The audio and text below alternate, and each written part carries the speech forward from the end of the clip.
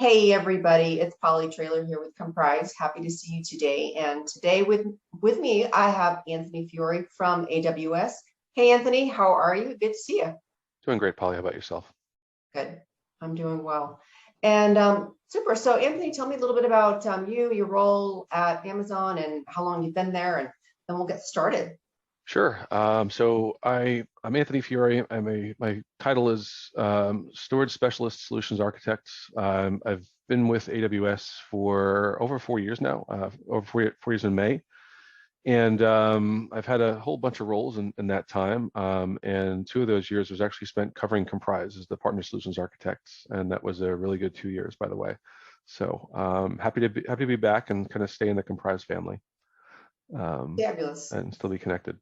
Great, thanks. So And if thanks you for don't having know me. who Comprises, we are independent data management solutions. So we help companies with unstructured data management, analyzing it and moving it to the right storage, the right cloud storage. And we've been working with AWS for many years now. So happy to Yeah, continue our partnership and helping customers.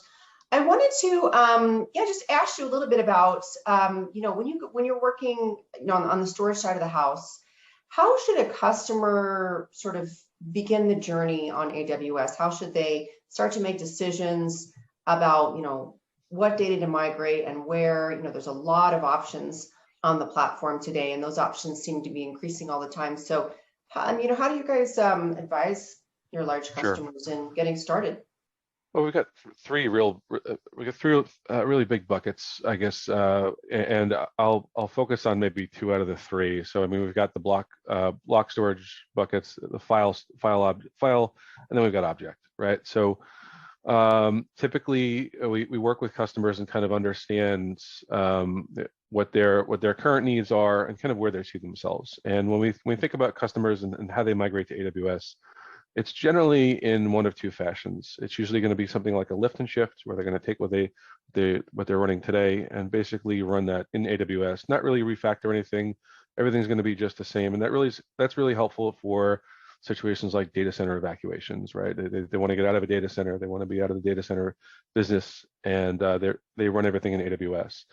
And then usually what follows after that is, sometimes 6 months to a year, really depends on how aggressive the organization is. Then we'll start talking about modernization or move to manage opportunities. Right now, everything's running in AWS. A lot of the folks who are running the operations feel more comfortable with AWS, and now we start looking at optimizing. So optimizing could mean things like move to our managed services. So for example, in the storage space, if you're running a Windows file server on a Windows EC2 instance, that will work, and it's not going to cause you any issues. But wouldn't it be nice if you would have a managed file service like our FSX for Windows service, which would provide, it's just built on top of Microsoft Windows, but doesn't have the customer having to worry about patching or maintaining the operating system, and just presents a single file share. So that's where we start talking about with customers, hey, where do you want to be? Do you want to go and do something like that out of the gate?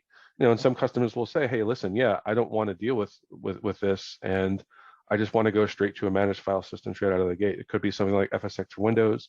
FSX for NetApp ONTAP is also really, really popular with customers now, because all the function and all the functionality and the feature-rich enhancements that it provides. But that's kind of where we start some of these conversations, and we always like to work backwards. What problem are we trying to solve, rather than us just throwing things on the wall and seeing what sticks. It really comes down to what's going to work best for the customer, and then us sharing our best practices and what we've seen to really help them peek around corners to come up with a really good solution and a plan for getting that. Yeah, awesome. So you mentioned file storage, which I was going to ask you about next. And so it seems like we're a bit of a evolution in the cloud, and file storage in the cloud is becoming more acceptable or desired by Yes. enterprises. And I'm wondering, like, should a customer decide, should I go with FSX or should I go with S3? How do they navigate, when it's best to use that enterprise grade versus I just need object storage for maybe archiving or for use later? Sure. Are you finding any trends there with customers as well?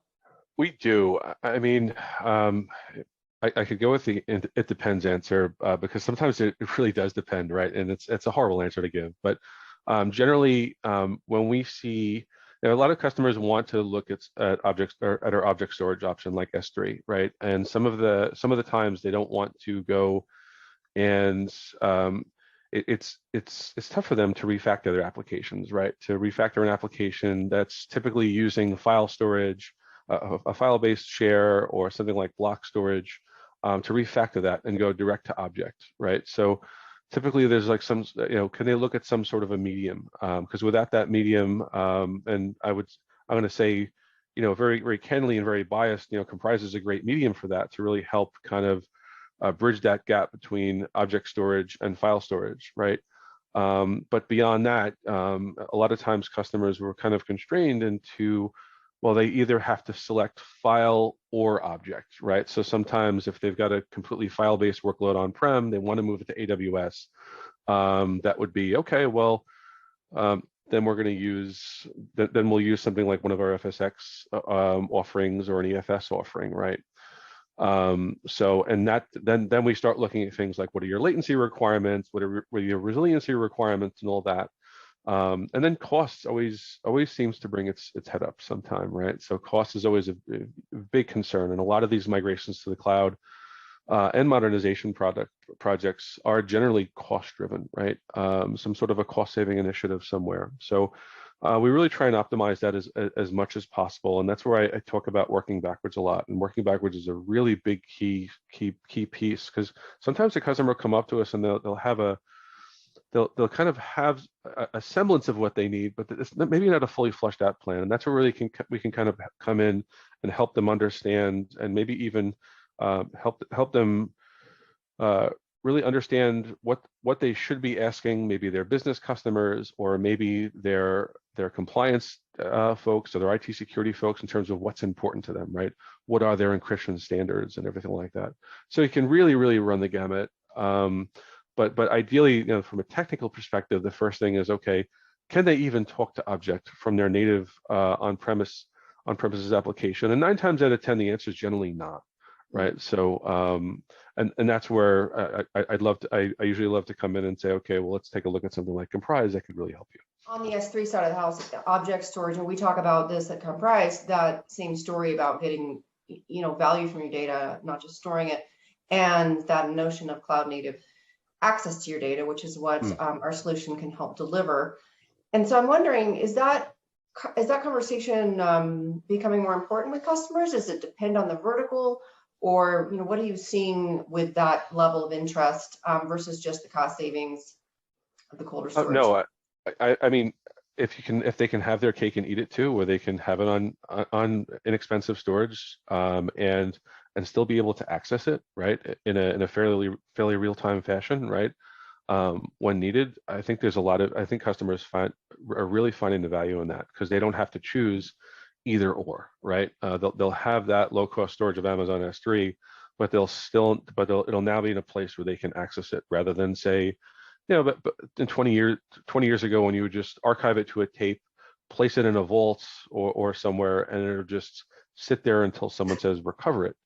Lot different conversation, and I think it really starts getting customers thinking about what the art of the possible really looks like in terms of unlocking that value of that data now that it's out there, right? And what I love about Komprise, and I've always loved about Komprise since I first talked to the Komprise team many years ago, is the fact that everything is by default transferred to S3 in native file format. So there's never there's never any, oh, I can't, I need to constantly use Komprise whenever I need to access it.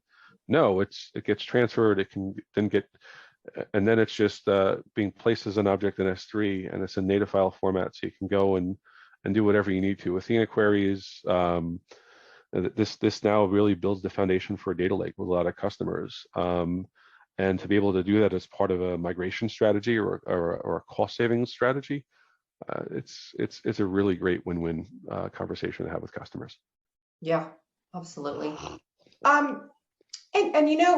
So as we've been talking about, there's a lot of different storage tiers on AWS, and yes. So customers want to be able to understand what those are and when they would make sense. And use them. And I'm wondering, what's involved when you want to move your data between those tiers? What kind of considerations does a customer need to think about? Yep. Well, the first and foremost one in my mind is access patterns, right? So we've got, I think it's now 7 Amazon S3 storage classes, and if you look at the pricing of a lot of them, especially as we get from the warmer to the cooler storage classes, like the glaciers, for example, right? The cost of storage gets lower, but some of the costs of the operations, whether it be retrievals or API costs, go up because you look at something like S3 infrequent access, it is meant to be accessed infrequently. So we try and talk to customers about what do you think your access patterns are going to be, right? Because if we can get them to the right storage class based on access patterns, then we've really done them justice. Now the problem there is that, yeah, in a perfect world, everybody knows their access patterns and everybody knows exactly when the last file was touched. And let's be honest, how many customers really know this, especially with all the data sprawl, right? Just between object and file, right? There's a lot of just sprawl with all this unstructured data, and sometimes customers don't even know what's out there. So, and that's where I think something like Komprise can come in and analyze that data. When was that data really last accessed, right?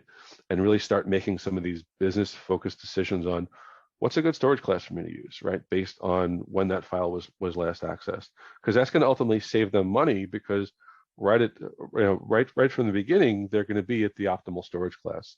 And as their needs change over time, that's where something like Komprise can even show them that, right? So, and help them execute on that too, right? Okay, so they'll put a plan together in terms of what it might look like if they went from, say, infrequent access to Glacier instant recovery, or maybe even a cooler storage class than that, right? So I think Komprise is really powerful in that sense. Well, regardless, it's an exciting time to be in storage and in data management. There's so much change and so much opportunity, and I really loved talking to you today, Anthony. And great, we love our collaboration with Amazon. So anyway, thanks everybody for tuning in today in our chat with Anthony Fiore of Amazon, and have a great rest of your summer. Thanks, everyone. Thank you, Polly.